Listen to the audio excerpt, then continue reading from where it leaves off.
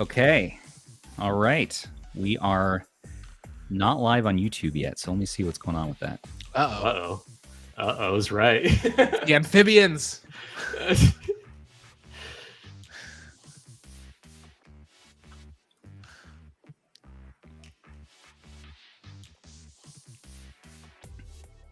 All right. Do you guys see it on yours? Yep. One watching. I see it. Okay. So it just popped up just now.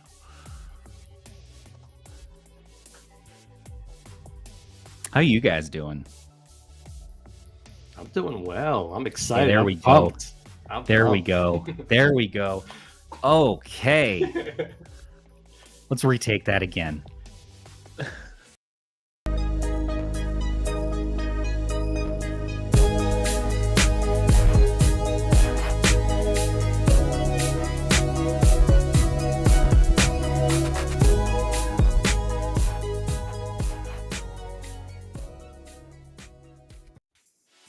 What is going on, everybody? We are back with the Retro Handhelds Podcast, Season 3, Episode 1. We're here with my new co-hosts. We got DamienWright, and we got Rob, the Retro Tech Dad here. Welcome, Rob. Hey, everybody. Hey.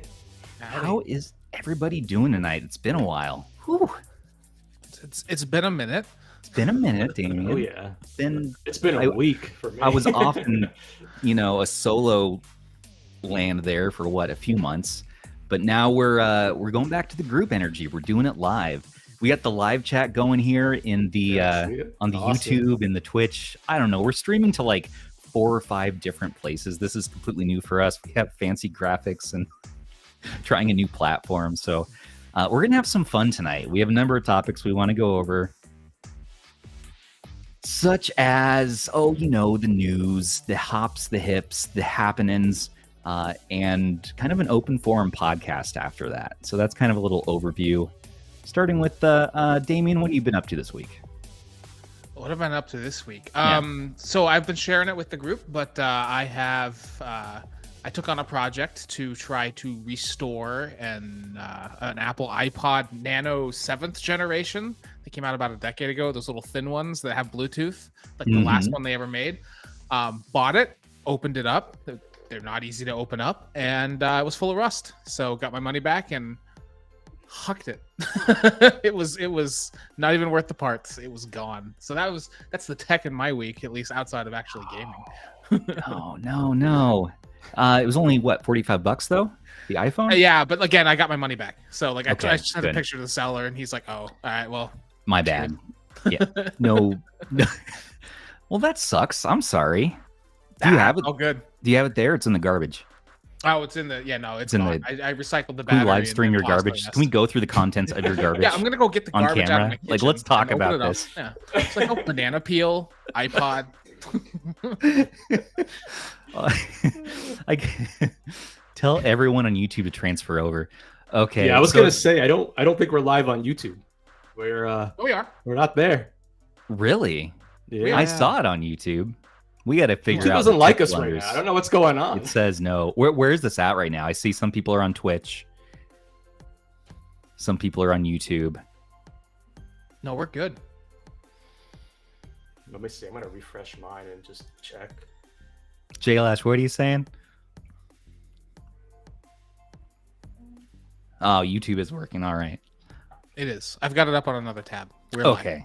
All right. We're not going to worry about that for right now. Let's get into the news, shall we? Like, let's just get into the haps. So, number one, freaking A. I know everyone wants to talk about the ROG Ally and all that, but I have some way bigger news to share. Okay. You guys ready for this? Big one. This is the big one. The Data Frog. Everybody and their mother is stoked across the planet Earth right now as we all take in our inner frogs and we look at the future, which is this $23 handheld that plays up to GBA. It plays up to SNES, no PS1. It even plays some MAME. Not only that, but it has the joystick rocker. It looks like a Miu Pocket Go S30 or a 353P.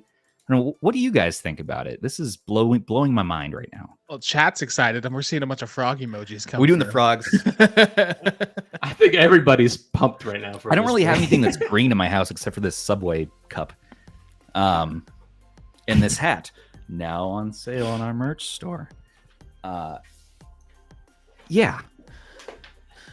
I've seen mixed reactions. It's usually either one, I already ordered it because it's $25 and who cares what it is. The rest Right. are like, I don't know if this is a 601 piece of junk or the next coming of handheld Jesus with the Well, I think what's Shade drawing maybe. everybody to it is the design. I mean, the design is just great. It's hard. It's hard to resist it, you know.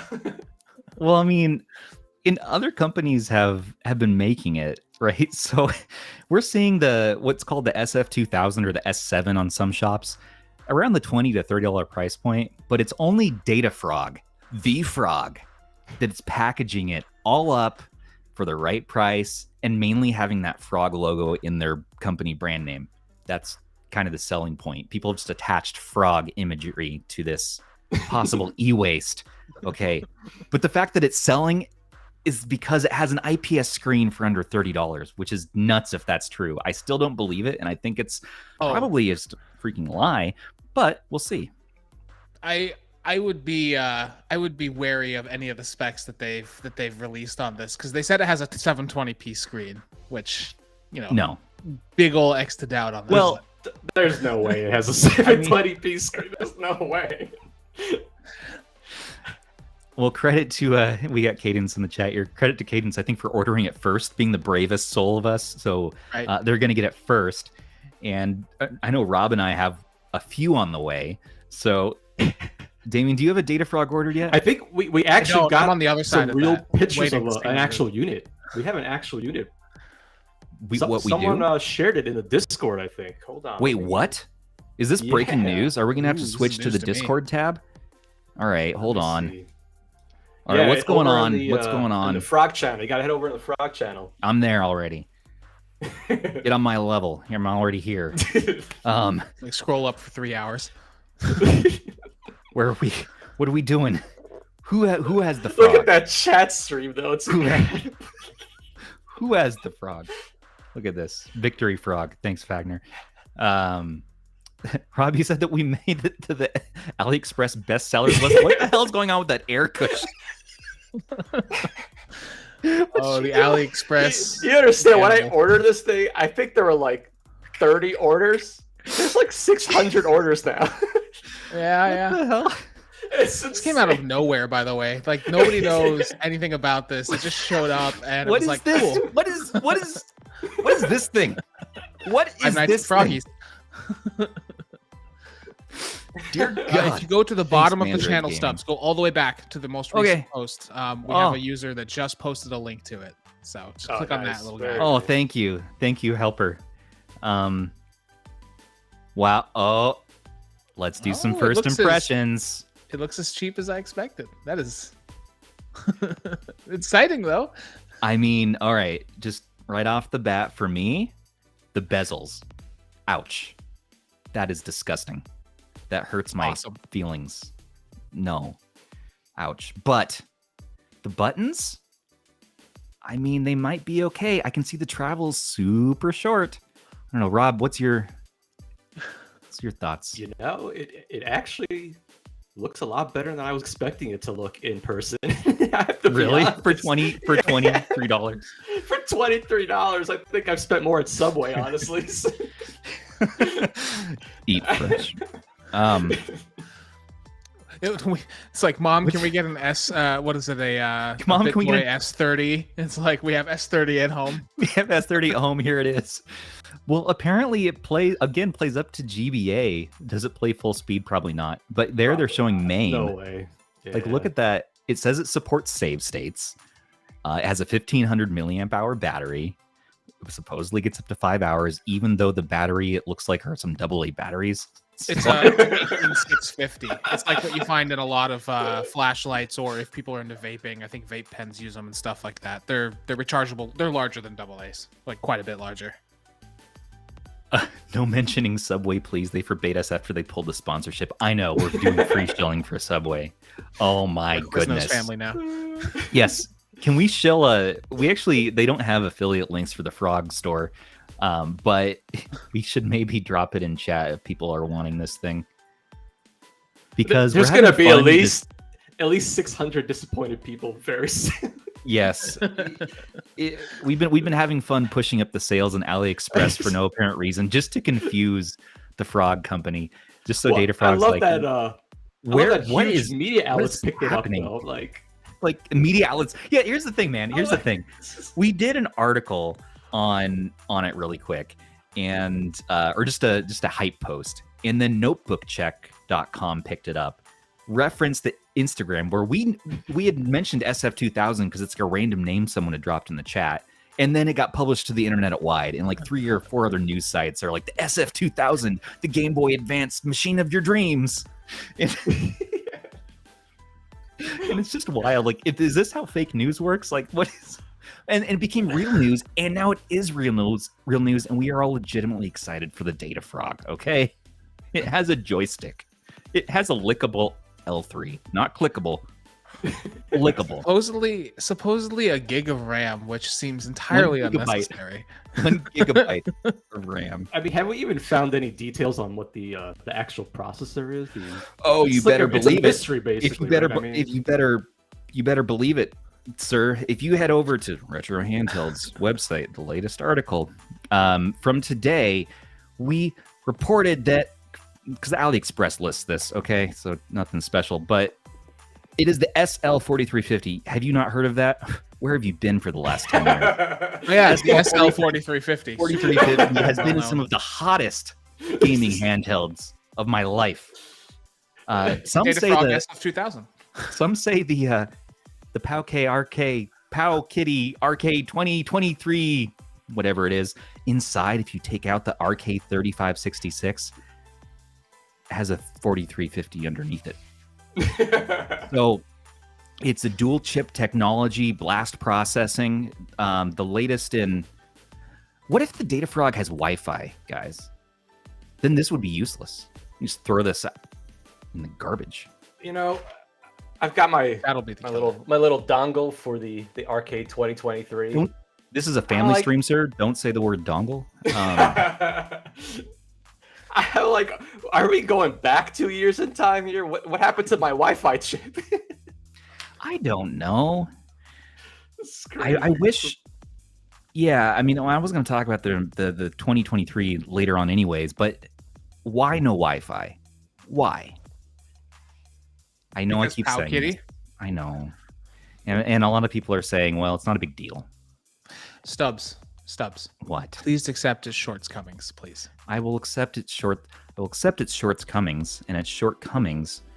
When they give me the RGB 20S Max, I want to see the Tiger Boy maximized. I want to see it here. No.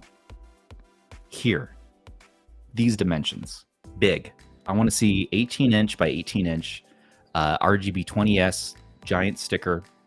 I want to walk around and just have the happiest tiger face looking at me as I walk around town. Rob, I see you're taking a sip there. Your drink. He's drinking fresh. Is that your fresh drink? Oh yeah. What's up, Zoo? I see you in chat. Yeah. All right, Fagner, we're going to play your Substation clip to close out our Data Frog segment. So everybody, Fagner made this from our Discord, and welcome to Frog Station.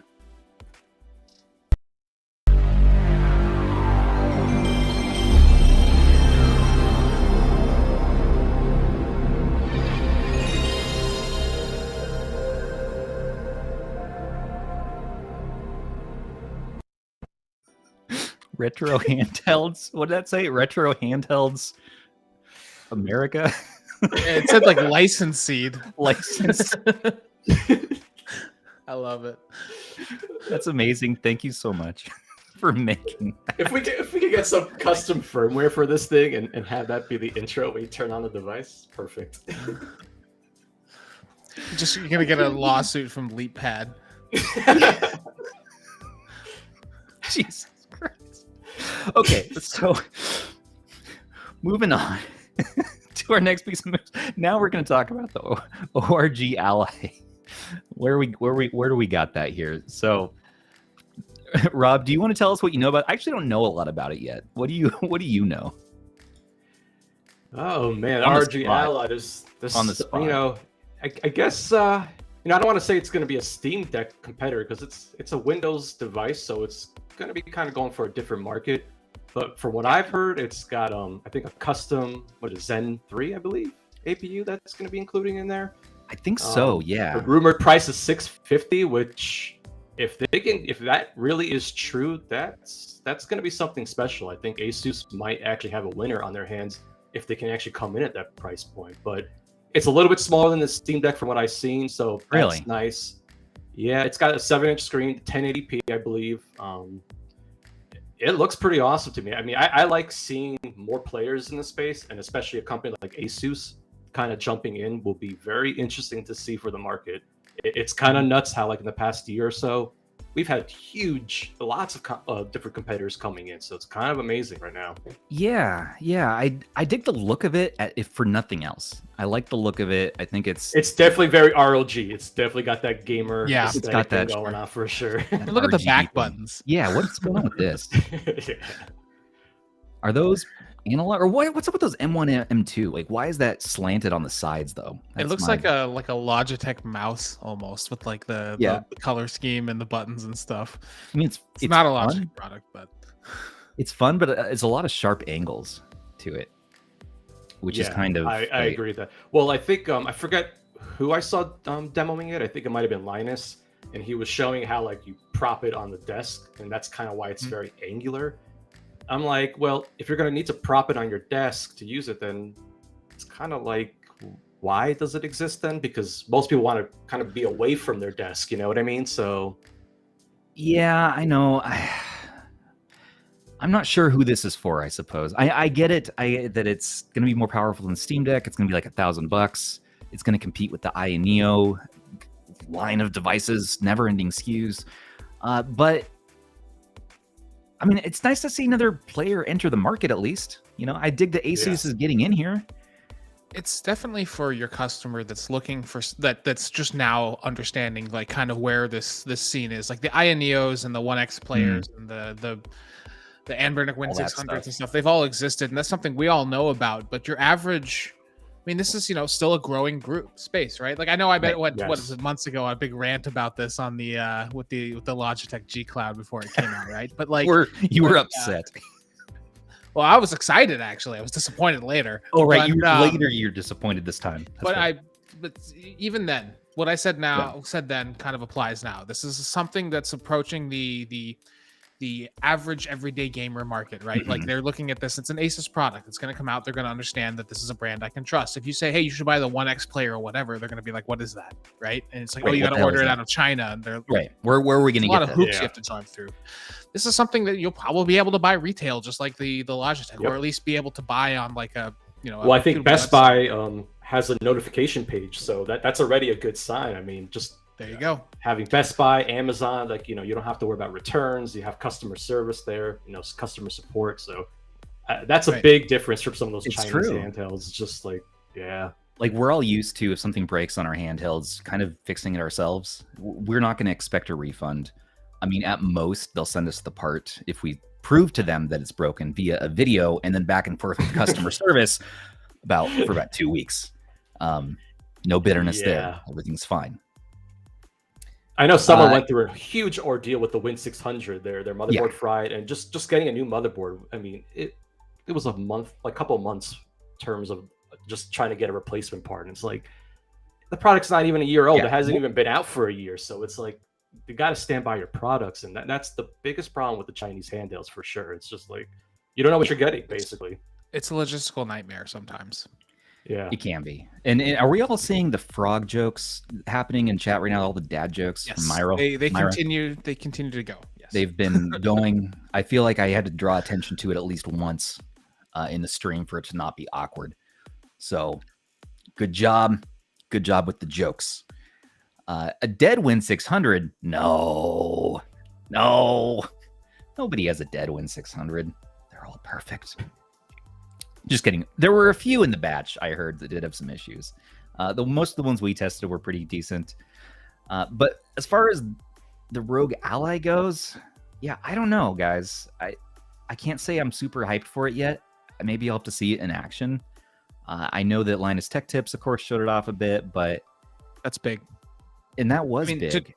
To get it in front of people. Right. Like, people don't know about these things. To give you an example, I have a Win 600 that I recently sold outside of our community, right? Like on eBay. Like, I had a used Win 600. I decided to sell it. The purchaser picked it up. Within 2 days of him purchasing it, I got a refund request because he's like, well, it doesn't play. I don't remember. It was a couple like brand new games that just recently came out, and it was just like, did you look up what you were purchasing? Right? Like, people don't know, right? No, they don't. Yeah, I don't. And yeah, that's kind of why that's what I started my YouTube channel with, was just showing people what the Win 600 can do. But like, yeah, I mean, if you're thinking you're going to be playing the latest AAA games on a device like that, you're really in for a world of hurt. You're mistaken. They think you can based on the price of these things demand, right? So people don't know. They don't. Yeah, they don't. All that everyone really cares about is what kind of Frog games can we play on the ROG. Can we play all Froggers up through like Wii U Frogger? And the answer is yes, of course you can. Yes, of course you can. Is that a reason alone to buy the ROG over a $23 Frog handheld? Yes. It is. Now, we've talked about this to death. Have we given any hard specs on it? Well, not necessarily, but let's go over in case we missed anything. You guys remember when this was an April Fool's joke, right? When they announced it on April Fool's, like, hey, I got bold choice by ASUS. A bold choice. Like, nobody in the marketing department was like, let's release it April 1st and be pioneers of the internet. And everyone's like, is this a joke? Should we get excited about this? And then they published tweets the next day that were like, it's the ASUS ROG Ally, not an April Fool's joke. They actually had to call out that it was not an April Fool's. I love it. It was so much fun. But it is a real thing. And Raven Mage made an article here. I'm sorry, Rocket Man made our article here and goes over all the specs. It does have a faster SD card slot. It has a 1 terabyte 2230 SD, which is decent. Yeah, and like you were saying, Rob, it does have actually a Zen 4 architecture, okay, yeah, an RDNA 3. RDNA 3, okay, that's what it is. Yeah, which is 4 nanometer process. Yeah, I mean, this is looking nice. I'm looking at the teardown photo here. It has dual exhaust. I mean, I'm excited to see what it can do. I mean, really. That vent smell is going to be fantastic. You get 2 of them, though. You get 2. You get 2 vents to smell. You can have friends come over for a multi-smelling. It's a multi-smelling experience. If you are interested in the ROG Ally, head over to, I guess, Best Buy has it, so you can enter in your email address to get notified when it's ready to purchase. Are you going to purchase this? Let us know.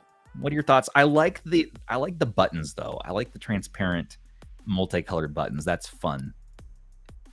It looks like a lot of fun. The whole thing looks cursed, though. In general, to me, from a design aspect, I gotta say it looks a little bit. It better be like ergonomically. It looks very Steam Decky. That D-pad is very questionable. Like, I need somebody else. I noticed on the back of the unit, it just doesn't seem to have that same kind of grip that you would want, like what the Steam Deck has. Kind of. Okay. Yeah. So I mean, it's just very angular. It's kind of a weird looking device. We're gonna have to mod this, I feel like, a little bit to get some like rubberized backing on it, because I think it can be made into something decent. But going out the gate, Steam Deck looks more comfortable of the two of these, and Aya Neo for sure brings more comfort. So if this comes in around the $600 price point, okay. If we're talking $1,000, I don't understand it beyond getting that raw CPU power. I don't know. Maybe I think the big thing for this thing is going to be the price. I think once we know a firm price, I think then people can start to really take a look at it and see if they are interested or not. Because you know how it goes with Windows handhelds; these things get to be very expensive, and that's the biggest problem with them, honestly. They can be, unless they're subsidized somehow. So in the Windows space, or at least the x86 space, the only time we've seen really anybody be able to subsidize it is Valve with the Steam Deck, because they've got all those post sale game sales that they can do. Yeah. ASUS, maybe they're not looking for post sale profits. Maybe they're just able to keep the hardware costs down because that's what they do. Is they're a manufacturer, right? So right. Yeah. I think I heard some whispers about Microsoft and maybe advertising game streaming on the device and things like that. So who knows what's going on in the background, but I guess we'll just have to see, you know. We'll see. We'll see. Yeah. And that's fine. Like, it's another player in the handheld market. That's cool. I'm always supportive of that. Absolutely. And honestly, I think hopefully the Chinese guys will start to take notice, maybe, you know. So it's a good thing for that space, because I think what's going on over there. Right, more frogs, more double vents. Hey, everybody. Did you know that Sony is releasing a Q Lite, which apparently might be some sort of Vita successor? Actually, it's not. It's just a remote streaming device, much like your Logitech G Cloud or your Absolute. What the hell do you guys think about this? I think that I want to know more about this. I think I need to know more too. I mean, from what I've heard, it might just be a streaming device, but just like with PS5 remote play and nothing else. That's, you know, I mean, I guess there's a market for it. You know, I mean, I know like what we're into is very different than what other people are, and so it's like. Yeah, well, no, it's true. Like we're a little bit jaded, right? We're feeling a little bit jaded. We've been waiting for a Vita 2 for so long now that our expectations are just, I mean, they're through the roof. The next Sony handheld has to kill it. And the fact that this is what's going to be the next Sony handheld, a remote play device, in 2023, it's lazy. The thing is, it's lazy. It's so lazy, and also lazy. So many devices can do it. Like, I mean, there's nothing. You don't need this. I know. I agree with you. I mean, I mean, like a dedicated platform. How do you follow up that with this guy? I mean, come on, you know, just. What do you got there? Wait! Bring that back on camera. What do you got? Oh, is that the blue? Is that the blue Japanese Vita 2000? A little bit closer. More. There you go. Oh, I can smell it. That's nice. Bring back the Vita. Everybody says bring back the Vita. Yes, all you have to do, Sony, is literally do a Vita just 5% better, like just 5% faster, even like anything. If you improve anything on the Vita or even the PSP, people will go nuts for it. I don't even care if it's underpowered. Well, it's funny because like the whole remote play concept isn't new. Sony has been trying to push that with the PSP, with the Vita. So, you know, them to try to do it again, they couldn't get it right the first two times. I am not so optimistic they'll figure it out again. I mean, it's just, it's kind of a weird device. It is, and some of the renders for this are interesting. Like, so this one came from a fan render video. It was, I think it's down here, Technizo Concept. And is it just me, or does it look like a Pimax Portal? It's just a little bit. I've seen a couple of renderings floating around, like some cool concepts, but I've seen some cursed concepts as well too. Just, and nobody knows what it's going to look like, but if this is going to be it. No, this whole thing is shrouded in mystery. Like, we don't really know anything about this thing other than like something got said once. We're speculating, and even people are saying, well, it's the Q Lite is the code name, so it must mean a QLED screen. All right, why? What price point is this going to be? It has to be less than the PS5, right? But it has to be more than a DualSense Edge controller. So 200 to 500, somewhere in that range. 200 to 400. Who knows, dude? And it's a Sony product, so there's going to be a catch with it. Just somehow we have going to use some kind of proprietary wavelength that, you know, is like right, straight to your brain. Something, yeah. Well, we do hear though that it's going to tie into the new PS5 Pro ecosystem. So the Pro is aiming for Q4 2024 release. So sometime between now and Q4 2024, we might see whatever Sony's making, and I really hope it's good. And you know what? I hope the rumors are just a rumor, and that it's not just a remote play device, because that will be a revolt. People will revolt. They will be honestly upset. A dedicated platform would be kind of cool right now. I know the Switch exists, but like, the only one. That's all you got. Yeah, I mean that's the only real Steam one Deck. in the ecosystem. I have every Sony handheld, and not every variation of, but I have a going newest to oldest. I mean, I have a Vita, I have a PSP Go, I have a Sony Xperia Play, right? Like the little cell phone and that makes a great little Android handheld too. Like I'm really hoping that they kind of knock it out of the park and we can continue that going. So fingers crossed. I'm optimistic. Maybe I'll be disappointed, but it'd be cool if we had a brand new right now, generation. that's the thing. We don't know a whole lot about it right now. So, hopefully we'll find out more as time goes on. And maybe it'll turn out to be better than we're thinking. That'd be kind of nice. Now, moving on from that, we had some sad news today, and I'm really sorry to tell everybody this, but I got news from Jutley's at RG Handhelds that, yes, the Retro Pixel Pocket is probably dead. Or pour one out for my homies. Anyways, it's fine. That's not really one I was stoked for. A GBC looking thing that is Android that isn't touchscreen. Why? Now this was made by FunnyPlaying, but I guess they have had some fun playing with us and our souls. So, yeah, I know it's sad, everybody. Rob, is it going to be okay? Are we going to be okay? Are you and I going to be all right? Will we all be friends after this?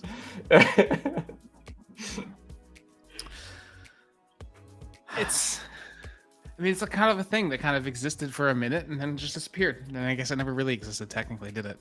Never really did. Never. I hardly knew the shades of oh wow coming in right now. Too soon.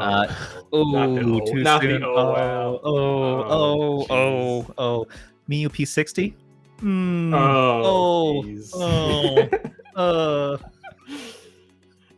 KTR1? I don't know. No, come on, let's not do that. I know. No. The KTR. This is a good segue, guys. Not only is the KTR1 happening, and like review units are happening, and dev units, all that stuff, but somebody I know in this live stream put out a video, I think today, about the KTR1. Yeah. What do we? Let's look that. I want to take a look at see what we could expect with that device. I have the Poco M5, which has a Helio G99. So yeah. I love your intro music. Oh, and I haven't watched this yet. You did a cardboard. You made a cardboard. Absolutely. Oh, that's awesome. I love this panoramic cinematic shots you have. Okay, so you have a backbone attached to a Helio G99 I usually use my Kishi. I actually like my Kishi a lot, but I sent that over to Black Seraph. He's going to be working on the Razer Edge, hopefully for us. So that will be kind of exciting. Thank you for your sacrifice. Rob sent his Razer Edge to Black Seraph in Austria. Build that was interesting shipping experience. Like, man, shipping overseas is complicated. Getting stuff into the EU specifically right now is really rough. Wow, it's really tough. It's a tough thing, and especially with no promise that he's gonna be able to even do anything. Like even if he's all in, ready to do it, I mean, there's a chance there's no guarantees. To crack that thing open, right? Nobody knows. That's why we kind of have been keeping it kind of quiet, just because we don't know what he can do or not do. So just kind of we're waiting on him to get there. I love this. Yeah, this is too much fun. So you took a Poco M5, compared it. Well, what are your thoughts on that? I was pretty impressed by the Helio G99. I think it's got a little more power than the T618, which is nice. Really? So we're gonna see, especially in that size. Yeah. So this is gonna beat the 405M. Oh yeah, for sure. Oh, really? Yeah. Easily. Yeah. And it's gonna be somewhere between. Somebody explained to me it's somewhere between, like, performance-wise, between the 405M and like or so basically your T618s, and like something with a Dimensity 900, like a Odin Lite or something. Should be somewhere in there, probably closer to the Odin Lite territory. Yeah, I mean, it's a better chip across the board. I mean, it does pretty much everything better, so it will definitely be a better performer for sure. Yeah. And even still, it might exactly what I said. There you go. And it even though benchmarking shows it not being as powerful as the Odin Lite, I have to wonder, the Odin Lite's not unbelievable for the price. It really is. But I heard that the Dimensity 900 isn't incredibly efficient as far as people coding for it yet. Like, it's not fully optimized or utilized, and so the power hasn't even begun to be explored. It's something like a Snapdragon or a Helio supposedly has, I don't know, better GPU drivers. Am I talking out of my butt? I'm used to Thor being no, that's very knowledgeable one. The Snapdragons get access to all those Qualcomm drivers, and then there's also the custom drivers too. So that's what So for sure, like it's much better smart guy words I was meaning to say. The thing is, it's like outside of the Odin with the Snapdragon 845, I don't think anybody has gotten access to a Snapdragon chip. I don't know how they pulled it off. That's what's kind of interesting to me. I don't know if they had like overstock of that specific. Yeah, something went on there, because really most of the Chinese handhelds are using like MediaTek stuff, and so there was a collusion, there was a kerfuffle, something happened. They got in. I'm not the expert, but I know that there's also like licensing and stuff that has to go with the Snapdragon CPU. So it's like it's really complicated to get those. That's why these Dimensity chips are appealing, because they're a little easier to get into. But like you said, they're not as well documented. They're not as well known or well worked on. I mean, we see things like with the Dimensity 1200, like the GPD XP Plus, that can just power through stuff. I mean, that thing can blast through PlayStation 2. Some really caveats due to the hardware, but and maybe anbernic's talking about maybe using one of those. I think that's the assumption, but that's not really something we're going to cover a ton of today. But the Snapdragon, the 720G from the G Cloud is a perfect example where like people don't think much of it, but it actually outperforms most of these MediaTek chips, and that's kind of the interesting thing when you get those custom drivers going. It's like, you can play a lot more of that Switch library, the Vita library, and things like that. So the Snapdragon is always a better choice, but the reality is I know that it's probably there's cost involved with that, and then like Damien was saying, licensing and things like that. So there's probably a lot more going on that we probably don't know about. So I think that's why these MediaTek chips are pretty much in all the handhelds. Yeah, I mean, and it comes down to cost. They want to try to make not as much money, but they want to not implode as a company. And a lot of these companies I hear actually are passionate about getting good gaming devices out there, despite the fact that it seems like they aren't, and it seems like something's always broken, and there's the Cheeto Steve effect. But at the heart of it all, there was an attempt to make a good gaming device that someone could enjoy. And you have to hope that these companies actually play on these handhelds that they make. One would hope. Sometimes you wonder about the decisions they make, but there's always that last minute, like somebody in the factory tweaks something, we got to cut costs we got to cut $2 off each product. All right, take the Wi-Fi out. most handhelds have something. This guy. It's like the G Cloud, right? Like it's marketed as a streaming handheld, but it has Wi-Fi 5, which is fine. But like, why wouldn't you go to Wi-Fi 6 on that, considering that's like your thing? It's interesting too.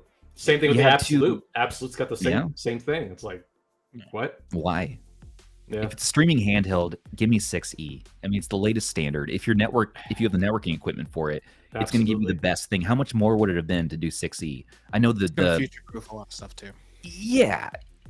So we'll see it probably in the Gen 2s. I mean, even smaller handhelds in the $50 price point range. We have here 35XX and the Mio Mini Plus. Mio Mini Plus actually has a Wi-Fi chip in it, which is really cool. But the funny thing is that there's no current way to use it in any sort of tangible way. No retro achievements yet. So we want custom firmware for that. 35XX. The 35XX has a GPU you can't use either. Has a GPU? Well, no. Yes, you can now. Yes, you can. That's right. There's a Batacera build that unlocks the GPU that actually lets you play up to PSP, up to Dreamcast, apparently, and that's pretty crazy for this. But still no Wi-Fi. The 35XX is awesome. How far it's come, and like for the price of what you can do with it, it's crazy. I'll be a forever shill of this device. I think now I'm still in love with it. Better Buttons is making these D-pad inserts to fix the diagonal issues. I'm going to try this out in a video probably later this weekend, but these are still awesome little guys. And you know what? It's still my favorite handheld of the year. So nice. I think the 405M is becoming one of my favorites. I love that thing. It is just... I like it too. It's so good. It's just... they did a good job with it, I got rid of mine and ended up buying a green one because I really want it in that green color because the green is slick. I love the green. I think I know they call it gray, but I'm like, it's green. So green. It's green. I mean, Russ showed a video today that showed it outside. It's like that is a green handheld. It's like, definitely gray. For sure. Are you scared to embrace the fact that it's green? Like, embrace it. We have American Surface products. Like, here's a Surface laptop go-to. This is also. look at the iPhones that come in green. Samsung products. Green is cool. Come on, let's embrace it. And for any of my handhelds, this is a threat to all my handhelds that aren't currently green. You're about to get dyed. I got my dye more this weekend. I'm going to be dyeing myself some handhelds. That's cool. Ooh, I think you need to apply that to the new Frog handheld. And I'm going to make my Data Frog. Do not put your handhelds in the solution for more than like 3 minutes. It will warp your plastic horribly. So I saw a picture of that. Yeah, that's no fun. Oh yeah, I saw that. Oh yeah. So I have to say, Wi-Fi in a device in 2023 to me is very important. 35XX would be perfect if it had Wi-Fi and a way to use it. So I hear there's a 35XX revision or a plus coming out. There's already a revision with a bigger battery out. So more on that to come. The other thing I wanted to talk about here is, let me turn off the stream there. Rob, speaking of your channel, this is the first time I think anyone's probably seen your face or seen you on camera, right? As far as your audience. I think so. I think this is the first time I've ever been what a handsome gentleman. Camera. Just good looking guy. I've enjoyed your presence around the Discord, and we've been talking and chit chatting. And I was saying, you know what? It'd be cool if you shared a little bit about yourself. Like, how'd you get here? Like, how'd you get into YouTubing? It's actually something I've been wanting to do for many years now, and I started with the Win 600, so I know a lot of my earlier followers and subs will know that I started with that. And yeah, it just kind of grew from there. I just kind of was amazed by the response from the community, and people really embraced what I was doing. I really just want to make videos showing people what you can do, try to throw in some tutorials here and there. And then I started doing like reviews on actual handhelds, and it just keeps kind of growing from there. So I've been just having a lot of fun doing it. I really enjoy this. It's awesome. Yeah. This community is great. Like, just all of it is great, Yeah. And we've enjoyed having you around too. Your energy just brings I love a lot being of life. here. I love being here. It's great. It's a party in the Discord. For anyone who doesn't know, discord.gg/retro handhelds. We host Retro Tech Dad in our Discord and his channel in there, as well as, Russ from Retro Game Core, you already know. And I'm trying to talk Retro Breeze into a channel, but he has yet to. Shem is great. I love Shem. He's so awesome. It's funny because I think like a couple months you had him on the show, and you're saying how you found him because of the N-Gage, and that's exactly how I found him. And I'm like, this guy is great. I love this guy, and he's fun. It's just we kind of hit it off. We talk offline and stuff, and yeah, he's a great guy. So I'm excited for next week's episode for sure. Nice. Yep, and join us next week, everybody. We will have Retro Breeze on here, and we're going to talk obscure handhelds. We're going to talk about JXD. We're going to talk about N-Gage. We're going to talk about Xperia Play, which Damien is already well versed in, so I could learn here too. We're going to get weird, but beyond that, you know what? Yeah, I have a question for Rob. Rob, what was your gateway drug? What was your first handheld that got you into all this? My first handheld that I ever had? Not ever, but like for the retro handheld scene, like we all had like Game Boys as kids. But like honestly, this is kind of crazy. But we're going back to when I was in high school with the GP32. That is technically my first ever, I would say, emulation handheld. Respect. With the unbacklit screen. With the really clicky stick, like such a cool little handheld. Like, but yeah, we're going back like 20 years here. That's one of the rarities these days that I actually haven't had a chance to handle. It's such a cool device, and it was from a Korean company too, so it's really unusual from that aspect as well. But yeah, they had a couple of devices, you know. Yeah, so I've been kind of part of this community for a long time, but it's obviously changed a lot over the years. There was like the Dingu, that was a big one for a couple of years as well. All the JXD devices, like there was just so many of them. Like, yeah, JXD was the first one I almost bought, but I didn't pull the trigger because I wasn't sure. And I ended up buying a GPD XD, the original one, and that was my gateway into this. That's a solid entrance into the hobby, man. Like that thing still runs fine today. The XD Plus is still like honestly an awesome clamshell, like much better than the 18S. Yeah, Team Clams. Well, speaking of clams, what do you guys think about the Retroid Flip coming out?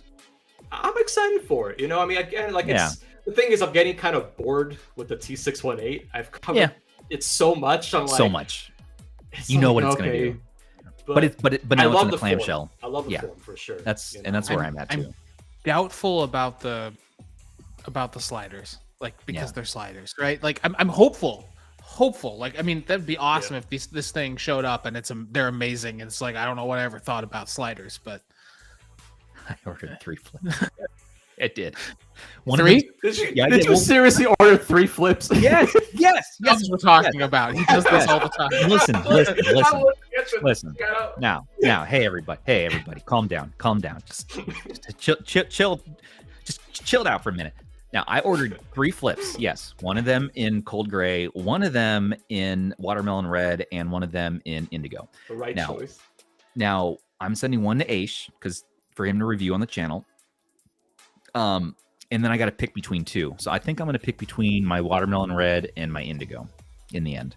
And you know, the indigo really is quite sharp looking, but it's funny. I'm team watermelon all the way. I am too. Watermelon. I love the watermelon. I think it's so cool. I'm a sucker for those kind of plastics. Actually, you know what? I have 1 second. Just a second. You guys talk amongst yourselves. Talk about. I don't know. Give you a topic. While he's pulling up whatever he's pulling up, I'm scared. By the way, no. We have a community member named Scott that put together like a recolor of one of the clear shells with that like bright green. I saw that. Did you see that? They put together. Oh man! Like if that was a real thing, I may have just ordered that too. I think I might have ordered both the watermelon and that green color for sure. It's just. I told you I'm a sucker for those clear plastics. Like I can't resist them. Like anytime anybody releases one of those, it's like that's it. I gotta do it. Reminds us of that Game Boy Color / Nintendo 64 days where that was just a thing that they all did. Absolutely, yes. Here is what the flip will look like. Yeah, it's so good. This is a 2+. I love when Retroid does these colors. It looks so good. Watermelon Jolly Rancher, man. I love it. I just love it. Yep. I love that. This should be the same plastic they're using as far as I know. And it feels really, really good. This is actually going to be a giveaway on the channel shortly. Donated by, I believe, Chocho now. A few people helped out in donating now. But yeah. Nazil. Yeah, but we're so this, but a clamshell.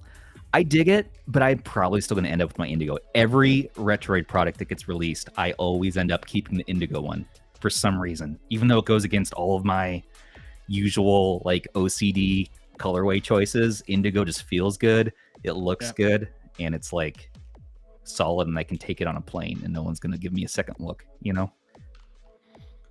You can still. You know, it's funny because I can't part with mine. I can't part with my Retroid Pocket 2+. There's something about it. I love it. It's just classic, right, man. You know. Yeah, it's a classic. I agree. I agree with that.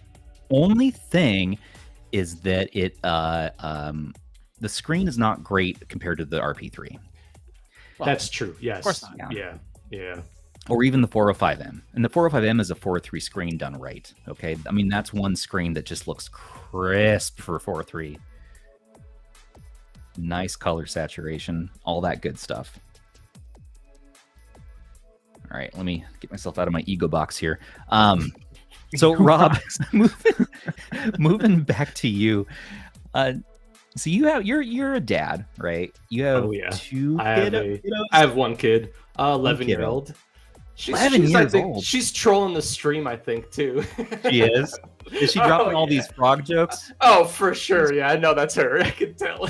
Oh, is your daughter trying to disrupt? I told her to behave, just control the stream. I love it. It's awesome. I enjoyed the jokes. What do frogs drink? Coca-Cola. I look forward to when my daughters are old enough to prank my live stream. I really look forward to the day. My 5-year-old already calls me from her Kindle tablet and says, "Hi, Dad." I'm like, "Hi, I just saw you in the kitchen a minute ago, honey." And she's like, "Yeah, I just wanted to call, say hi, see how you're doing." I'm like, "I'm pooping right now, honey. I'm gonna put this down." But Dad's taking a little poop-a-doodle. You know how it goes. He's That's not funny joking. because I got her hooked on video games so young, and it's kind of cool that she can kind of partake in some of this stuff. It's fun. So cool. It's like you have, it's just cool to see. I'm already seeing that in my son too, where it's just like he's just taking in the world around him and starting to play with handhelds and like wearing my RH hat around, and it's adorable. Well, cool. So you're a dad. I imagine you're married, right? Yep. All that good stuff. You have what do you do for? I asked someone else this once in the podcast. They're like, "Don't ask me questions like this." What do you do? You're a tech guy for a living, I got to guess. I am a tech guy. Yes. I actually, straight away IT consultant. I actually work with a pharmaceutical company. We handle actually doing submissions to the FDA. So I'm on the electronic side of that for doing submissions. So wait, yeah, I don't even know how I ended up there. It just kind of ended up there, so it's kind of cool. But yeah, cool. I love tech. I've been doing tech for since I was 3, I guess. since I held my first job NES controller in my hand, and it kind of led into just appreciation for computers and electronics and technology. And that's cool. Yeah, I just love it. So it's fun to actually be able to talk about it. So yeah. This is you get to talk about the fun side of the hobby now. Yes. I also do tech for my day job, and it's just like not as much fun. It's just for me. No, I agree with that. You're telling me it's not as fun as video games? What? I know. Well, obvious. I know that, but like some people still really nerd out about like Active Directory. Okay, they still nerd out about Microsoft Teams. Like they really embrace and are passionate about these technologies, and it's for me like it's just retro gaming, man. It's so makes me so happy inside. And you guys both too. I mean, that's why we're all here. We're 80s kids, 90s kids, probably 2000s kids are watching now too. That's wild. I'm old. Yeah, it's just cool. So speaking of the RP3 though, so Root's out this week. Have you guys heard this? It's been rooted, the RP3. Oh yeah. Yeah, the 3 Plus, right? Like they found there's a root solution made. Yeah, there's a root solution, and so people are like, okay, this is really cool, but what does this mean? Because not only does it mean that there's root for the 3 Plus, but because it's a T618 handheld, most likely that's going to mean we're going to have root on. Yes. Oh, we're live on Twitter too. That's cool. I don't know where we're live. We're posting all over. I don't know what's going on. I posted somewhere about there being root open for the 3 Plus. But yeah, it being open for the 3 Plus means it's open for the other T618 handhelds, and that's going to be on the way shortly. I am fairly certain. Seeing that in the 405M, I'm sure. Seeing that in the freaking X18S, all that good stuff.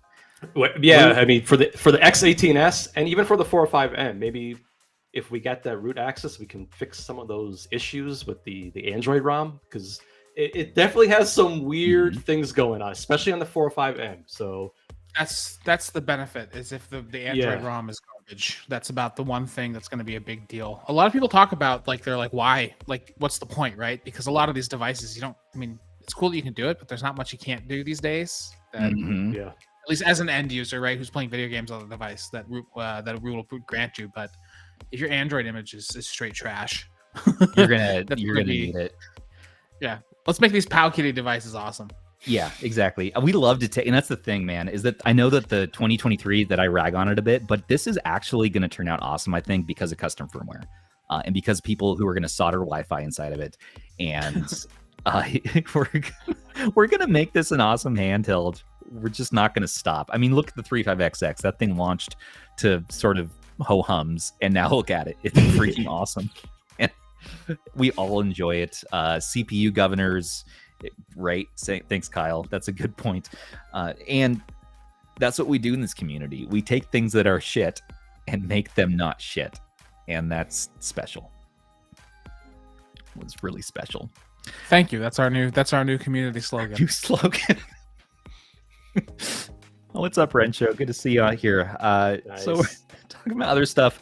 Also, if you guys have followed along to a little front end called Reset Collection, right? You've all heard of that, right? The front end by Javier. It's on Google Play. You get it if, for instance, if you join our Patreon now, patreon.com/retro handhelds. But Reset Collection has a new version out. And the new version actually has a bunch of like RH branding in it, and it leads you to our Discord. So I just wanted to say thank you, Hub, for adding that in. That's really cool. You already featured Victoria Silverdusk from our Discord doing your new intro boot logo music. And it's just cool seeing these front-end developers work with the community, integrate, creators, and having something that's not just a boxed product. You're having the community help out with it. We have been longtime Reset shills, happily so. Daigisho has been more on our radar lately, but Reset is coming back. Reset offers something that most front ends don't. When Hav made this, he assumed that the average user doesn't know all the details about all this. This is a very approachable, user-friendly front end. Mainly when, like, for example, if you're trying to set up something on an Android image with scope storage, it will tell you, hey, you need to do this, right? Like, or if you are trying to set up, what's one of the emulators that has issues with that with front ends? Which one? The one that has issues with front ends. I mean, like what's the Acer Saturn SX2, DuckStation, Yabusan Shiro. Right. Every single one of those, for the most part, like when you set it up, it will say, "Hey, you need to reset this path or whatever, right, to manually get it to work," and it'll walk you through how to do it, to at least to an extent, right? Like, and it's to the point where actually when I have other front ends on other devices, I actually have screenshots of what Hav put in the instructions, because they apply to other front ends too. Like, you can make these settings changes. It's a great product. It's $5 if you're. Are we still doing the patron thing where you get those? Yeah. If you become a patron of our community, you get a free copy. Totally worth it. It's a great little piece of software, and I highly recommend it, especially for ease of use. It's just jump in, play. Daigisho's very granular in the way it works. This one is very much just like plug and play, get it to go, and I love it. Reset Collection, he did, and it's still the fastest front end to get up and running and just playing your games, and that's really where its strength lies. It has a randomizer and all this good stuff. Now, Daigisho has a lot of these features too, including a randomizer. It takes a little bit longer to set up, but it's going to give you more of that Pegasus look, and it looks really slick. So for me, it's always a toss-up. Now I've gotten to the point of just loading Reset and Daigisho on every Android handheld I have, and I'm really kind of enjoying the best of both of those programs. And it's a cool way to see my collections in two different styles. So I'm so bad about using front ends. I usually just dive load, right in, launch. Just go dirty, launch right in. I go dirty on that. Yeah, you just like looking at a freaking list of text, don't you? Just seeing your damn ROM titles, just launching the game with no pizzazz, no. I'm just so fast with it. I know what I'm doing. Like, sorry, I got carried away. No, but some of those front ends are fantastic though, and I think it's really important to be able to get more people into the community, get comfortable with it. I mean, it really does make a big difference. So I'm all for those front ends. I think it really makes the whole experience feel much more user friendly. Yeah, exactly. I mean, no, it's not something you always have to do. I mean, look at again the 35XX. We're looking at basically a menu driven front end, but it's like the best experience I've ever had in my life. It's better than any Linux or Android OS ever because it's so damn simple. Same reason MINUI is awesome. Simple. Analog Pocket, simple. So I feel you. I get it. It's just like if I'm given the option of box art, I'm probably gonna be scraping daddy. That's the daddy in the corner. My kids are there, like, dad, we need stuff. I'm like, daddy's scraping. Leave him alone. Look at these fresh box art. So if you're looking for Reset Collection, the latest version now, released in March 26th, 1.1.26. This lets you now use GIF files for your game artwork. Are you kidding me? That's pretty cool. That's cool. Yeah, that's really cool. Play your own MP3 files in the front end, as well as supporting the latest version of Drastic Dolphin. Robert Broglia. Remember when we used to use that on the Play Store? Oh, Broglia, your emulators were so nice. That really brings back memories. Wow. Really does. Of like hard 2016. I remember downloading those emulators on the Ouya. The Ouya? Yeah, I remember Broglia back in like 2014, 2015 on my Kindle Fire. That's crazy.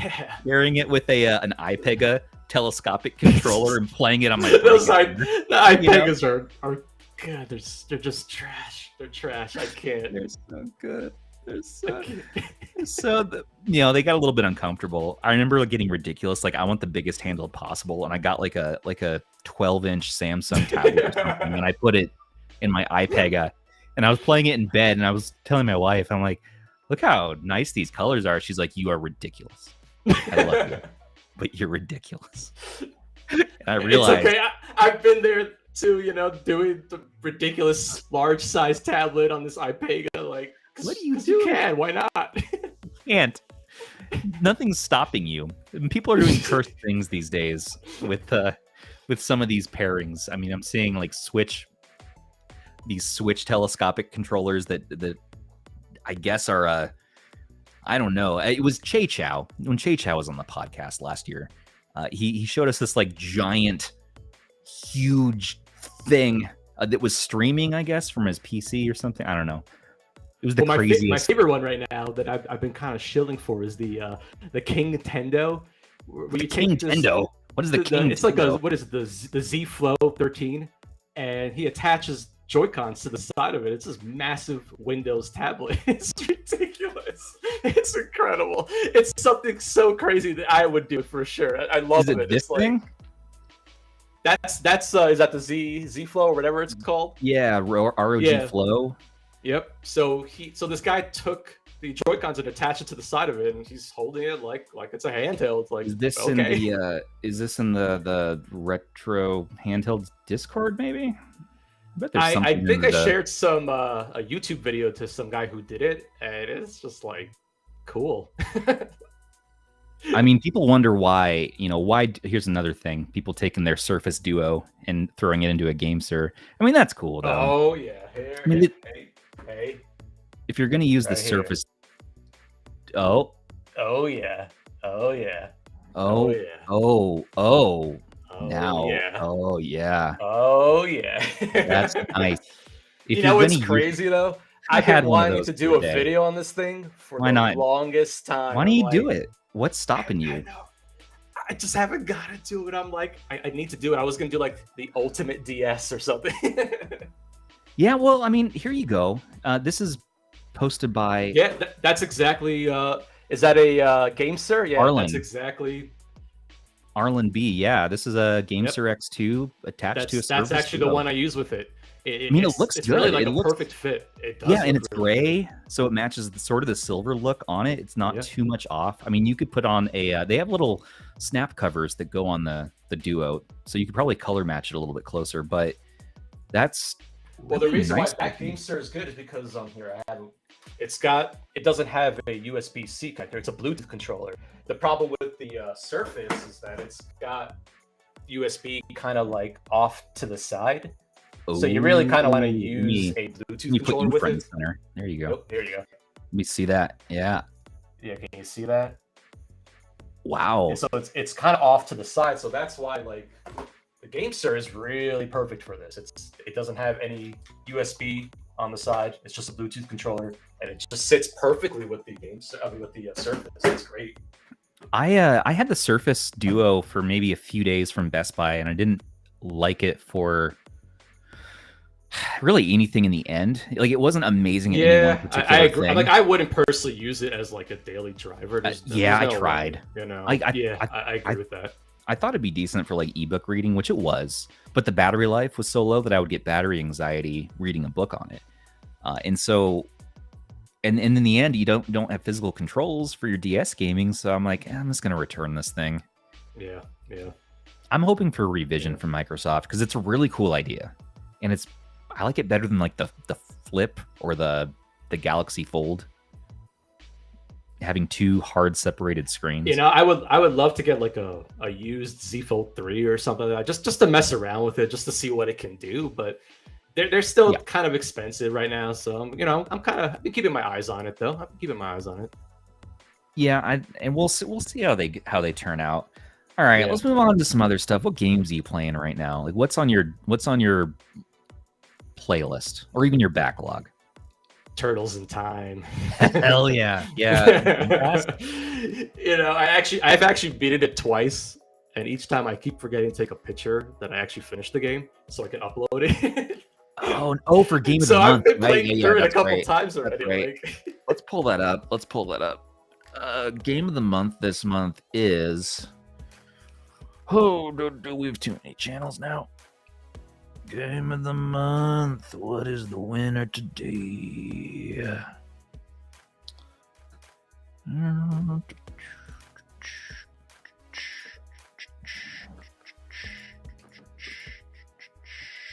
Okay. Yes, sorry. Turtles in Time. Honestly, SNES. this month is a killer month for me. I love the games this month. I think they're awesome. I haven't played. I've been playing also a little bit of Turtles in Time, which is cool because it's like a 1 hour beat 'em up. But Ridge Racer 4 I've never played, and Pokemon Conquest I've never played. Ridge Racer 4 is probably one of my favorite in the series. Before the PSP ones came along, I loved Type 4. It was such a great game. Yeah. Did you play Did you ever play Need for Speed 3, Most Wanted, where you had cop chases and all that? Oh yeah. I'm a big fan of the Need for Speed games for sure. I love racing games in general. Honestly, I'm not usually picky about it. Churro Q was it's not. It wasn't my thing. It wasn't my thing. No, I couldn't get into it. You know what's funny is I played other games in the series, and I remember liking them, but man, that was rough. That was hard to get into. I know they are difficult in a very specific way. Yeah. And not only that, but apparently there's a RPG of the Quarter Quest that's been going on for like a year now, and I have not had time to look at it too closely, but they also have some cool games going. Rencho, you were saying that here. It's only official the last of this year, right? So quarter one we finished with Persona 3, and this quarter we're playing Pokemon Black and White. Got it. Okay. Oh, nice. Yeah, I heard that's pretty good. I wish in Ridge Racer 4, if there were cop chases, that would probably get me to play it in a heartbeat. If it's a straight racing game, I might not pick it up. Maybe I'll try it. It's very similar to Outrun 2006, the way it runs, right? I Like like very Outrun. Similar controls. It's got that drifting option and stuff like. It's a little less drift heavy if you don't want it to be, but we still got the frog. There's definitely a science to the drifting in that game. Like, yeah, it's good though. It's good stuff. I like it. And what do you guys think of Pokemon Conquest? It's a strategy RPG. I voted for it personally. Nice. I haven't played it. I might give it a look. TRPGs aren't exactly my thing, especially if it's not something I'm like super interested in. So yeah, I understand why people like him though, and I know it's a very well regarded game, so I'm sure it's great. Yeah, and that's kind of where I'm at. And the fact that it's 14 hours kind of detracts me. I mean, playing Ridge Racer for 2 hours. That's my biggest problem. Yeah, I know. Time, like right? I actually voted for Pokemon, but 14 hours is tough for me nowadays. It's like it's true. Yeah, I mean, it's just. Yeah. I mean, you gotta do what? Half an hour a day to on average to get there. Mm-hmm. As if I don't pass out at the end of the night. First, yeah. We've had quite a few people power through it, so maybe that 14 hours might be a little bit longer than what it actually is. But and And Damien, you also have a few games because you're doing. Can you explain what the behind the scenes patron thing that you've been doing? Oh, sure. So the it. patrons are always talking about like having what is it called? I mean, Game of the Month is a big part of helping this in the retro handheld space. But what is it? Analysis paralysis? Like right. too many options, too many games. Like we sure. have these things where we have like full game sets of like different systems and stuff, but like what do you do, right? Like it's like at that point you don't know what to play. Game of the Month helps with that, especially for the retro handhelds things. You know, that's our big focus. That's the focus of what we're doing because it's retro games on a handheld device. The patrons also play computer games. We play console games and stuff on more modern things. So what we do is we go onto the website Moby Games. So this is the first month we're doing it, but at the end of the month, just as a group popping into Discord, and then I live stream just into Discord the Moby Games, and they have a random page generator, and we pick 3 random games from all video games ever. And then the idea is it's not like a score thing. It's not a post your completions thing. There's no point in prizes or anything. It's just I don't know what to play. Okay, here's 3 random games. Give them a shot. So and it's completely up to the algorithm of random. What you're gonna get. So it looks like you got Tales of Destiny 2, which by the way I tried that just off the cuff, and it's a really, really good game. And it looks like Star Ocean with the graphics. I really like Tales of Destiny 2 so far. Thank you for the PlayStation algorithm. JRPG. Yeah. It's solid, good action RPG elements to it, a cool battle system. I haven't tried these other 2. Well, Alien Breed I've tried before. It's an Amiga game, right? It's also on the Amiga, but I think it's most popular on DOS, I think. But Alien Breed Tower Assault, it's a it looks a lot like Hotline Miami. If you look at the actual in-game, it's a top-down shooter thing. So with a lot of totally not licensed xenomorph, alien. Even though it says the word alien, it has nothing to do with the actual alien. Alien Breed. The horror continues. Oh, it's made by Team 17. That's kind of cool. Yes. Yep. Yes, and they work on a lot of cool modern stuff too. So they've been around for a while. They've been around forever. It's crazy. Yep. That's really cool. And the third one is Hollywood Hijinks, which again, completely random, so nobody picked this, but it's a text-based adventure game for a bunch of old computers. You remember Zork and stuff like that. It's a oh no, text-based. Is it made by Infocoms? It is made by Infocom. Of course. Like who else, right? 1986 Infocom. Yeah, so guys, this is like Zork. So it's a text input game. I mean, think of basically early Chat GPT. It's the earliest form of that idea. It gives you a prompt. Yeah, walk north, look in your inventory. I mean, this style of RPG is the kind I always played on my TI-83 graphing calculator. Shout out to Texas Instruments for making the best banger of a calculator in my lifetime. And it's just, this style will never get old to me. I even told ChatGPT the other day, I said, hey, write me a TI-83 basic menu RPG game. And it did. And I put the code into my TI-83 and the code was accurate 100%. And it made a short game. And the future is scary and awe-inspiring. Fun.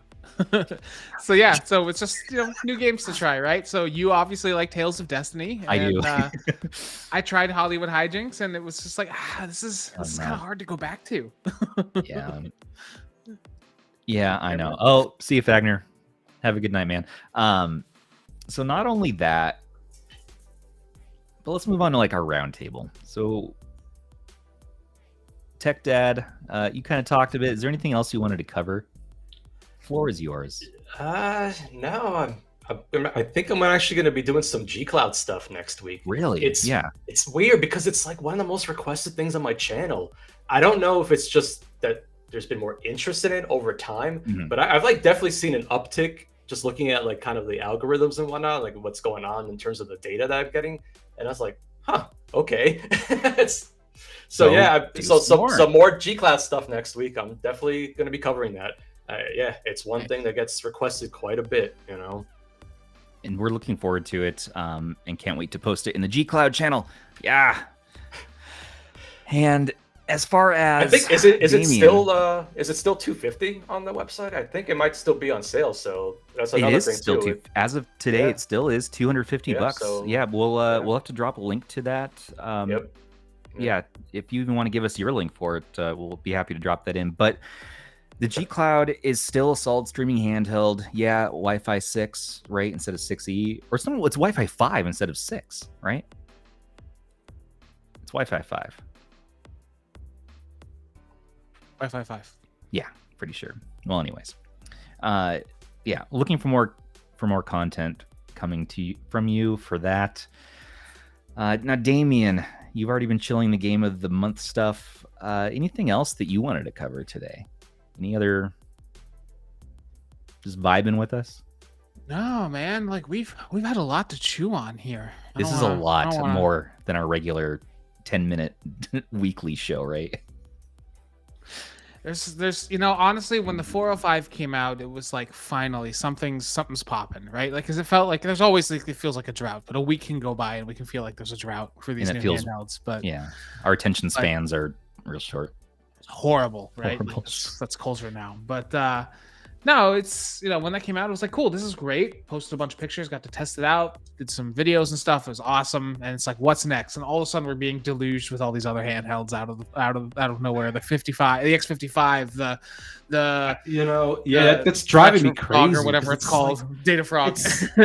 It's so hard to keep up with all of it. I mean, I'm like, it is. We gotta slow down. And that's why we gotta slow down. That's why the Data Frog's such a breath of fresh air, is that it's just like this meme handheld that might be a good handheld too, and that would be just the clincher. If it's actually somewhat decent for $23, hey, holiday gifts, I'm just saying, What are you going to do? Yeah, I'm hoping it turns out better than what we're thinking. Yeah, no, I really do too, man. We had a question from Jaylash actually for us.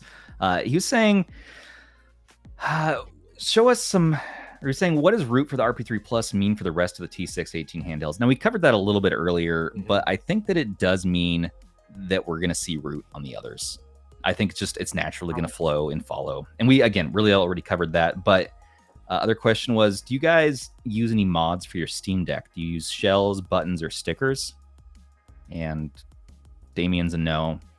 No, I have a case that's not the factory case that holds a little bit more than the factory case, like the charger. But it's got like a stand built into it. I have one of the stock, or the actual Valve branded Steam Deck dock, because I've tried a couple other ones, and honestly, just get the deck one. Like, I know it costs more. It comes with the extra charger though. It's do it. It just works. It just straight up works. Like, I don't have any issues with it whatsoever. But outside of that, I don't mess with it. I don't feel the need to. I put a 1 terabyte SSD in it. Yeah, well, you have to. I mean, yeah, you're not. Yeah, you have to work with the best here. I do have a few things for my Steam Deck. I'm actually going to put on this, as you can imagine, green shell from JSAW. This back shell, and this is transparent and really nice feeling, and I can't wait to install that. I'm going to combine that with a one of these Etsy the skins. Nice. Yeah, green skin to kind of match it. So I'm going to be doing a little bit, and I got some replacement.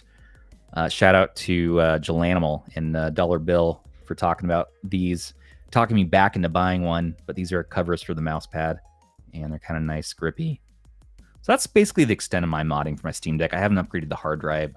I got the 512 model anyways.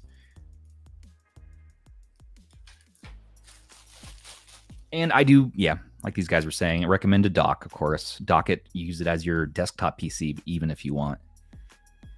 Cubing Buzz, welcome. Yes, we are live this time. Isn't that different? I'm still getting used to it myself here. Dad, we lost your feed. Yeah, you until my camera died. We were just talking about oh no. So now we know, an hour and 15 minutes. And I was going to use that camera, but I decided last minute to switch back to my Brio. So that's okay. We've seen your lovely mug, and that's okay. All right. Well, we're actually about to wrap this bad boy up for this eve. So I wanted to share on my end for my roundtable. I had just a couple of things. Just be ready for this. So I'm an aging gamer. I'm turning actually 38 this month, in a couple of weeks here. And I decided, you know what? I'm going to embrace the fanny pack like it's 1993. And I went out and got myself, I deserved it. I earned this, okay? I earned this. Got myself a Tom Talk. They call it a sling bag, but I mean, come on. This is a fanny pack. And it's wonderful. It holds my handhelds. It's green. And it's been an awesome accessory. I wore it to the grocery store. I wore it to the library. Wore it to the veterinarian. Wore it to Best Buy. I got a couple of looks. But I just said, when I finally embraced it and owned it, nobody could stop me. Nothing could stop me. I was flying down those aisles with my fanny pack, and I said, "Yeah, let me." Stubbs. Yeah, I just want to say the thing about fanny packs, like just because. Me too, as of last week. Yeah, you do. Yeah, you do. Fanny pack club, everybody. The thing about these is whatever you carry with you, right? Like whatever it is, whatever you carry with you, your wallet, keys, a knife, cell phone, stuff like that. Well, maybe not cell phone because you wouldn't leave it in there, but like your daily things that you just need to put with you. Yeah. Have you ever walked out the door and got to the car and been like, oh, I forgot my one thing of 6 that I'm supposed to have with me or whatever? It's always in the bag. Strap it on. You're good to go. Exactly. 100%. All the things you need, they're always there accessible at your waist. Now, this is supposed to be a mid-body sling here. I think it's supposed to be something like that, you know? See, I could rock that. I like the mid-body slings. That's my kind of thing. That's definitely my thing. Yeah, I'm straight up the hip. Yeah.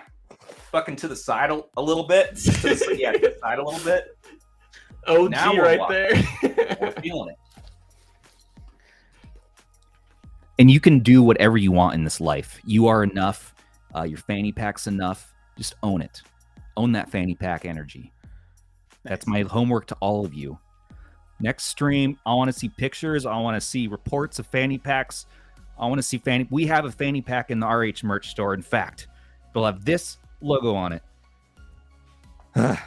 Speaking of the merch store, we also have sweatshirts, my retrohandhelds.myspreadshirt.com.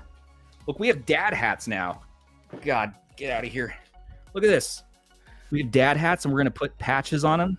Okay, with RH, get out of here. And now let's look over to Zoo for Zoo reviews. Oh no. RH merch. Let me pull up my picture here. So as you can see, Zoo got a sweatshirt, and it says Zoo reviews on the back for this with his Game of the Month points. And there he is from the front. Look at that. Look at that man. That is a sexy man right there. There he is. There he is. Yeah. Looking good. For those listening to this podcast later on your way to work, or maybe you're dozing off at night, just know that Zoo looks like, he's the Midwest best right now. He looks so good. He's stripped out. Yeah, he is. Look at that bat. Look at that guy. He's a cool dad. Peak male form. He's a peak male form right there. And here we have Hav, the Reset Collection dev, wearing the unisex version of that hoodie, and it's looking very good. I'd love to show my plush. I got the plush. It's awesome. You got the plush? Ooh, yeah, you have it? Oh, that's right. Oh, but your camera's dead. Yeah, I know. I wanted to see it. The doggy plush. It's great. Good stuff. You're gonna hurt yourself. Sorry, I had a stroke.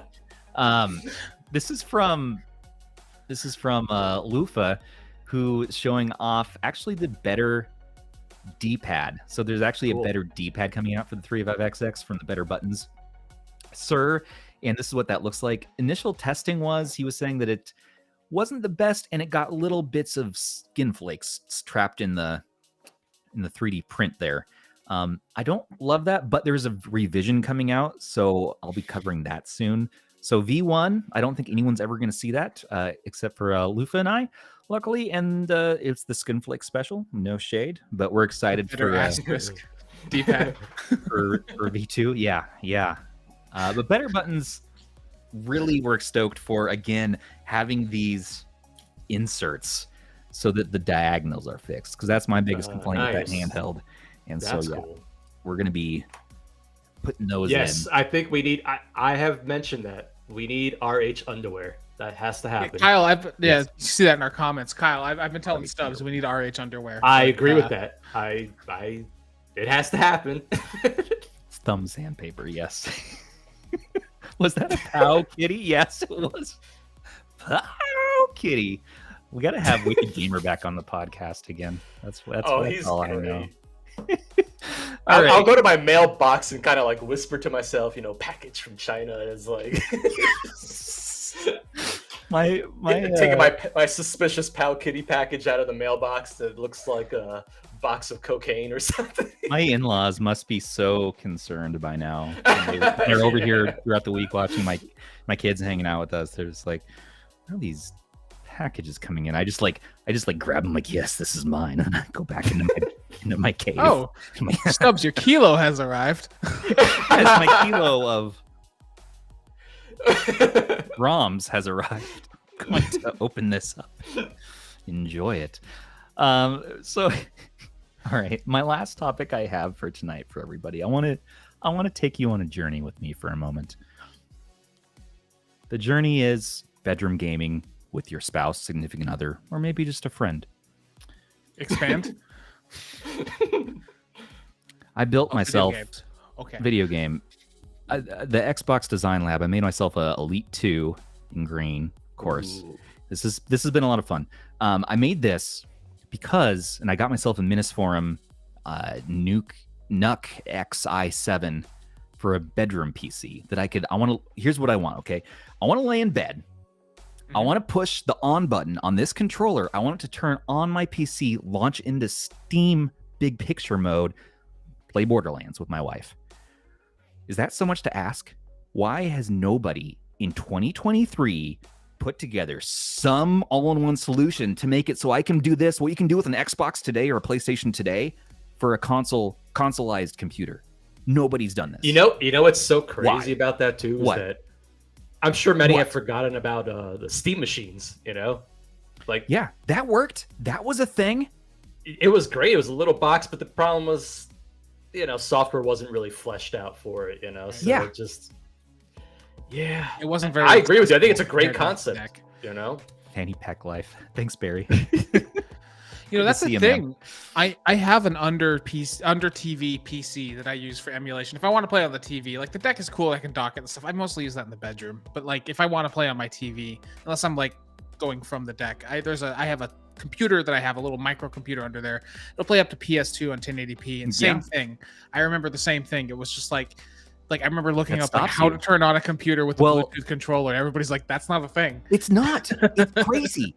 It's not in this day and age. And again, if the Steam Deck, can you remote start the Steam Deck from an off state with the controller? Because I don't think so. Because I would just dock the Steam Deck at that point and use that. I'm gonna say no. I feel like I've read something about there's something you can do for the Steam Deck specifically, but I still am not confident that that's actually a thing. Well, I have figured it out, and my computer now does start up on its own with a little bit of help. I can be in bed, turn on my computer, but what I've had to resort to make that work is a little bit ridiculous. Here we go. Okay, so first I bought from eBay this Xbox adapter. This is for the Xbox One from 2015, and this is the only USB device in history that Windows allows to start up your computer from an off state. This and supposedly like one Logitech media remote. I tried that. Got one as well. You do. Yep, they work great. They're actually much more stable than the Bluetooth connection. That's the old one. I have the same one. Yeah, the old one's super stable. Unfortunately, does not work with this controller. No, it's an Xbox One. Does not work in my computer. Doesn't work with an Xbox One controller. In fact, the Nuke X that I have, I've updated the drivers, all that, does not have an option to do what I'm looking to do with this particular setup. So I had to get a little bit inventive. I had to try some other options. I got a media remote to try to start up the computer remotely or from bed. I went into BIOS settings. I tried hacks. I tried registry hacks. I tried turning off fast startup. I tried, okay, let's just put it to sleep and wake it up from sleep. But Steam does only hibernate. Steam doesn't sleep from big picture mode. So I'm like, fuck.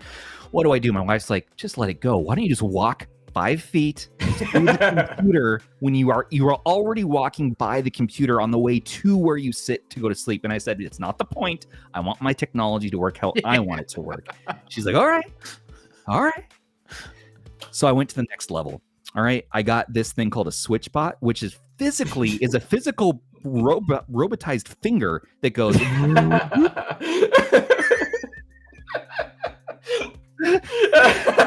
And I've had to super glue it. You dropped your crown, King. I had to super glue it to the front of my brand new mini PC, and it looks horribly ugly. It looks awful, but it does have a little finger that comes out when I press the button that goes zzz, pop, and turns on the computer, and it'll turn it back off. And it's amazing. And I was like, yes, I've done it. Then I just need a way to get like a hub or something to tie it to the signal from this controller. But no, it's not going to work. All right, I'll do it from my phone, from the smartphone app. Guess what? It's not going to freaking work. You have to purchase the SmartBot hub to make it like talk smart to the network. And you have to buy this physical goddamn button pusher thing to actually push a physical button to talk to the hub, to go to the switch, to do the thing. But yet it works with just the thing and my smartphone when you're setting up the app. Just once when you're setting the app. So if I want to use it every night with just the one thing, I just have to reset up the app from scratch every night when I want to game with my wife. Now, this is a little bit ridiculous that I had to buy so many products to get the thing to work. And I'm still not over it, so I'm going to share this journey as it continues this year with you all. But this is my goal. I want to push this button, and I want my gaming PC to turn on, and then I'm playing Borderlands with my wife. Welcome back, Rob from Retro Tech Dad. Your camera's working again. Is that so much to ask? Am I just a neurotic mess right now? Like, am I just? Oh, you're overthinking. You want to get something to work a certain way. I want it to work a certain way. Listen. Yeah. There's the solution for what you've wanted has existed since the dawn of millennia, and it requires you to do nothing but simply call out to your child to walk in the room and push the button. My child's asleep at 10 p.m. at night. Well, I hope so. You want me to wake up my child? You want me to use Google Home to wake up my child? Say, Google, wake up, just scream, children, just scream, hey, child, that's how it goes.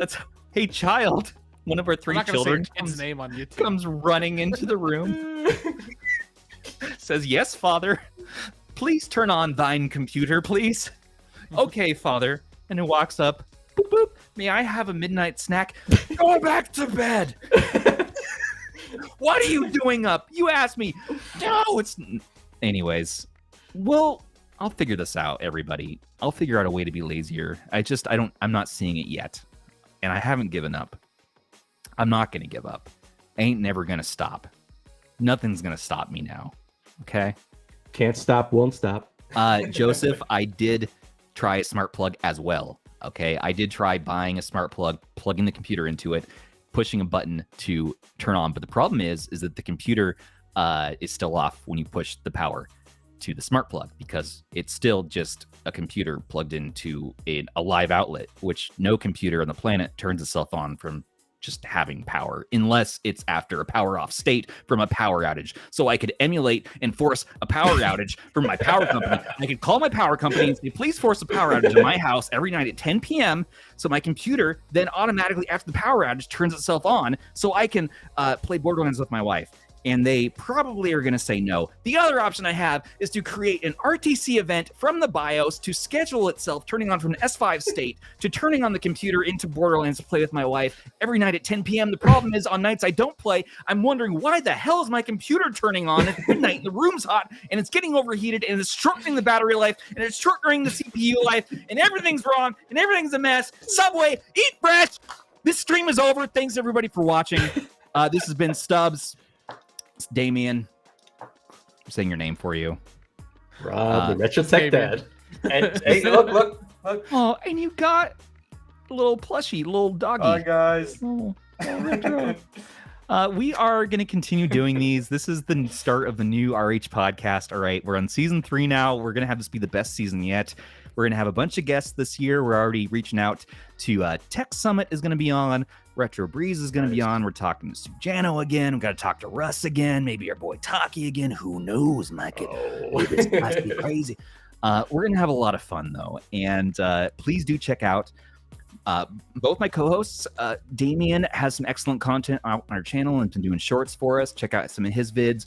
Rob, the Retro Tech Dad, awesome content. Do check out his channel at youtube.com/@Retro Tech Dad. Without the, right? Without the yes. Without keeping it short. Or Retro Tech Dad. I'll also have them linked in our description. We do have some affiliate links in the description too. If you go through any of these portals, it does support the channel, except for the Data Frog, which we are just shilling for free because, I mean, it's the Data Frog. I mean, come on. What money is there to be made on the $22 device? The best thing that we ever. Has yours shipped yet? Supposedly, yes. I mean, I ordered 20 minutes after Cadence, I think. So. Oh, okay. They should be arriving pretty soon. Yeah, like within days. I know Cadence should be getting it tomorrow, I think, or Monday. So I'm looking forward to seeing what's inside of that thing. I mean, yeah. Everybody kind of is. Is this thing going to be garbage, hot trash, or is it going to be actually pretty decent? That's what we all need. Have you seen the speakers on the back, where it has the fake speaker? Oh, you mean right where your fingers are? Yeah. It's great. And also, yes, and also thank you to all of our Discord subs and our patrons out there. We would not be here doing what we're doing every month, covering all of our infrastructure costs to do what we're doing without your help. Thank you. It means so much to us that you're supporting. And we have some cool perks. You know, we have our patron chat, like our patron marketplace, which is kind of like a down low marketplace where it's just kind of everything goes. And I mean everything, unfortunately. It gets pretty weird in there. But do come see in our Discord. I'll write you a song as one of our top perks, or we'll do a modding service where we'll mod your handhelds for you. Maybe you want to get your 35XX dyed, who knows, or mod a Vita or Game Boy. We have modders on staff who are helping with things. We have a whole thing. We have a new website going up, blah, blah, blah, blah. Shill. Rob, anything you want to shill? What's going on with your world? No, just look for that G Cloud content coming next week. It's been a busy past 2 weeks for me. I've been posting a lot, and yeah, it's been kind of amazing. I mean, really, I just want to thank everybody in the community for the support, and I've been blown away, honestly. I mean, everyone's so great. So yeah. Agreed. And thank you for being with us. And Absolutely. Both of you, it's a blast. Gonna have both of you hooligans back as my co-hosts for Mania episode this year. And thank you for joining me on those, and we will see you on the next one. I really am not good at ending these things, so I just have too much fun. So please do subscribe to Rob, subscribe to us, subscribe to Data Frog if they have a channel. We really need to build them up into the Data Frog channel, into the #1 company in the world. We want to see them overtake Google. So thanks everybody. AliExpress bestseller right now. Do take care of your handhelds, everybody, and take care of each other. We'll see you on the next. Thanks. Bye, everyone. Bye, everybody. Take care.